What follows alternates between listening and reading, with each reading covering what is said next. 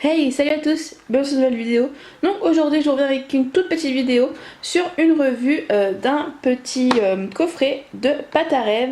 Donc moi personnellement c'est la première fois que je teste, c'est un nouveau produit pour moi, je ne connais pas du tout. Pour ceux qui ne connaissent pas non plus, la pâte à rêve c'est une sorte de pâte à modeler mais auto-durcissante. D'ailleurs pour ça que je l'ai acheté, c'est qu'on peut la laisser sécher à l'air libre et il y a plusieurs couleurs. Il y a plusieurs coffrets, il y a des coffrets pour des thèmes précis, il y a des coffrets plus gros avec plus de pâtes. Moi j'ai testé ce petit coffret basique sans thème précis, tout simplement pour tester et voir ce que ça donne.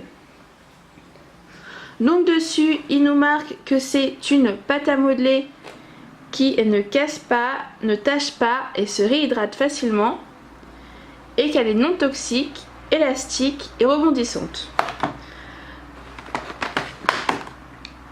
Alors, pour les informations, ils disent que c'est bien à partir de 5 ans.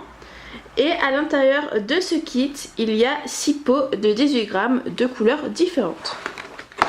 Donc, on va ouvrir ça tout de suite. Donc, voici ce que l'on a dans le kit. Nous avons 6 pots, donc comme c'était marqué, de couleurs différentes. On a du violet, du rouge, du blanc, du bleu, du jaune et du vert. Donc ça c'est un peu le kit de départ. Et ensuite nous avons un petit fascicule. Donc sur la première page, très intéressant, on a un petit mémo pour les mélanges de couleurs. Ils nous disent à peu près ce qu'il faut qu'on mélange pour pouvoir obtenir certaines couleurs. Et avec toutes les couleurs qu'on a dans ce kit, on pourra faire tout simplement plein d'autres couleurs. Alors, qu'est-ce qu'il y a d'autre à l'intérieur? On a des modes d'emploi et des explications en plusieurs langues. Et ensuite, chose plutôt sympa, ils nous mettent des modèles pas à pas.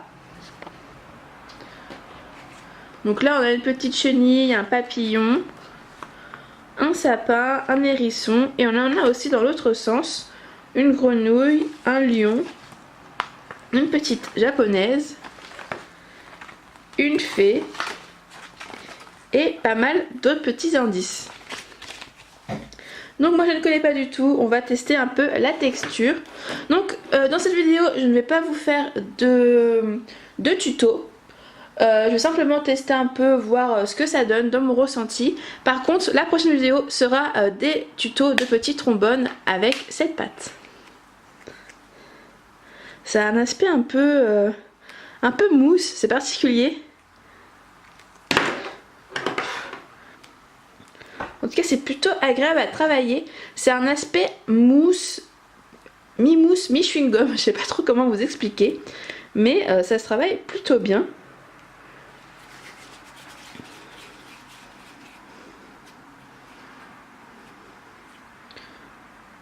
Hop, une petite boule assez facilement. Et puis en fin de compte on a l'impression que le pot est vraiment minuscule. Mais là j'ai quand même pris une bonne petite boule par exemple pour une création. Et il me reste quand même pas mal de pâte à l'intérieur. Donc ça va. Maintenant à voir à la longue comment ça va se passer. En tout cas c'est vrai qu'elle ne colle pas. Elle est assez élastique. Et elle se manie plutôt bien. Donc je pense que pour les enfants c'est plutôt sympa. Dernière petite chose très importante, après c'est un peu le même principe dans toutes les pâtes à modeler, les boîtes sont bien hermétiques, pensez bien à bien refermer vos boîtes à chaque fois, sinon elle va durcir. Apparemment elle se réhydrate bien, donc il n'y aura pas trop de soucis je pense pour la récupérer, mais on va pas tenter le diable comme on dit, fermez bien vos boîtes et elles sont vraiment cool les boîtes, elles ferment vraiment bien. Donc voici, cette petite revue est déjà terminée, comme je vous l'ai dit c'était très rapide. Et surtout ne ratez pas la prochaine vidéo qui sera un tuto avec cette pâte. Parce que tout simplement je veux pouvoir la tester un peu avant et ensuite vous dire mon ressenti dessus. Donc la prochaine vidéo sera une création ou même plusieurs avec la pâte à rêve. Et enfin il y aura mon bilan pour vous dire ce que j'en pense. J'espère que cette vidéo vous aura plu, je vous fais plein de bisous et je vous dis à très vite. Bye!